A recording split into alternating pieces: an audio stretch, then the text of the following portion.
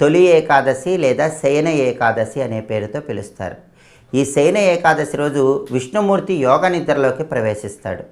విష్ణుమూర్తి యోగ నిద్రలోకి ప్రవేశించే రోజు కాబట్టి ఈరోజు విష్ణు సహస్రనామం చదివినా విన్నా విశేషమైన ధనప్రాప్తి కలుగుతుంది. అయితే విష్ణు సహస్రనామం చదవలేని వాళ్ళు, వినలేని వాళ్ళు ఒక చిన్న మంత్రాన్ని వీలైనన్ని సార్లు చదువుకున్నా విశేషంగా ధనలాభం కలుగుతుంది. అదే అష్టాక్షరి మంత్రం.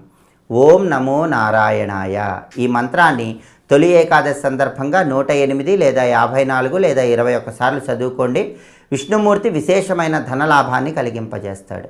అలాగే విష్ణుమూర్తికి ఎంతో ఇష్టమైనటువంటి పుష్పాల గురించి నరసింహ పురాణంలో, నారద పురాణంలో చెప్పారు. ఆ పుష్పాలు ఏంటంటే తెల్లగన్నేరు పూలు, నందివర్ధనం పూలు, తుమ్మి పూలు, జాజి పూలు. కాబట్టి మీకు లభించినట్లయితే తెల్లగన్నేరు పువ్వు కానీ, నందివర్ధనం పువ్వు కానీ, తుమ్మి పువ్వు కానీ, జాజి పువ్వు కానీ